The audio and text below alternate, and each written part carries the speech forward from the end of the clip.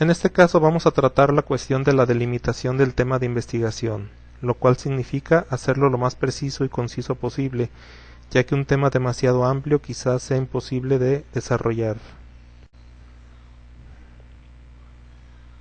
Un tema debe ser preciso y debe ser concreto, según lo muestra este esquema.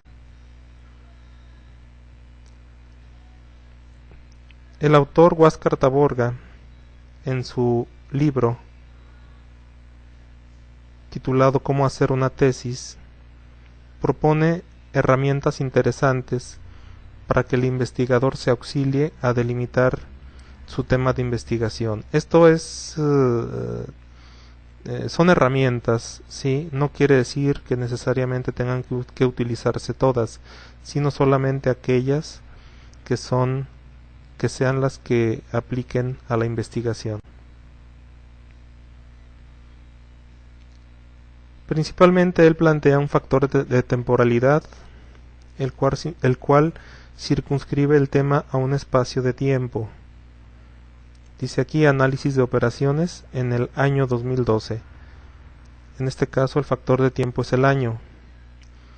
Aunque no es una regla general porque no todos los temas se prestan para ello, pero es importante delimitar temporalmente un tema de investigación para contextualizarse en qué lugar de la línea de tiempo está situado. Como segundo factor, él propone el factor espacial, es decir, dónde se va a llevar a cabo el trabajo de investigación o dónde está situado el objeto de estudio. En este caso tenemos un ejemplo que dice reingeniería de procesos en la empresa Arneses S.A. Arneses S.A. sería el factor del lugar. Tenemos otro que es factor de clasificación, que nos ayuda a delimitar más el tema de investigación.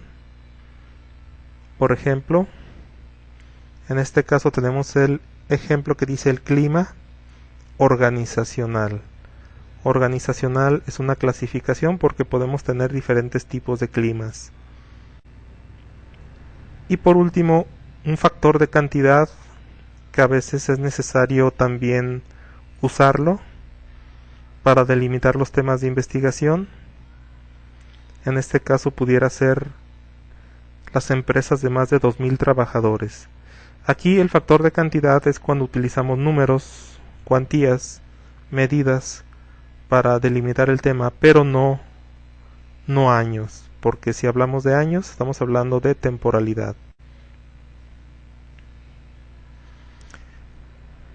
Siempre en las investigaciones o al delimitar un tema de investigación se utilizan más de un factor a la vez. Y aquí tenemos 3 ejemplos. El tema en el primero es el clima organizacional. La clasificación sería en empresas de servicios y espacial sería en la ciudad de Durango. Otro pudiera ser el comportamiento, sería el tema, clasificación de la clase obrera, espacial de las empresas productoras de papel, temporalidad en el año 2012. Otro pudiera ser el tema, las dependencias, clasificación públicas. Otra clasificación sería de servicios. Podemos tener varios factores iguales, como es en este caso 2 de clasificación, espacial en el Distrito Federal y temporalidad en el año 2012. Entre más factores limitativos se utilicen, más preciso será el problema de investigación, pero nos hace la observación de que tenemos que tener especial cuidado de no utilizar demasiados factores limitativos, ya que el problema se volverá demasiado puntual y ya no tendrá la relevancia social, la cual es necesaria para justificar al mismo. Por lo tanto, resumiendo, nosotros nos vamos a preguntar si el problema está correctamente delimitado, es decir, si está alcanzable, Si no, entonces quizás sea necesario aplicar más factores limitativos. Y si sí, entonces continuamos. Ahora también tenemos que ver nuestro problema por factibilidad, porque el problema de investigación puede sonar muy interesante, puede sonar muy de actualidad, pero quizás no sea factible. Entonces vamos a ver cuáles son los factores o los aspectos que hay que revisar por factibilidad. En primer lugar, y muy importante, es el acceso a la información. Para hacer cualquier trabajo de investigación necesitamos nosotros tener acceso a la información.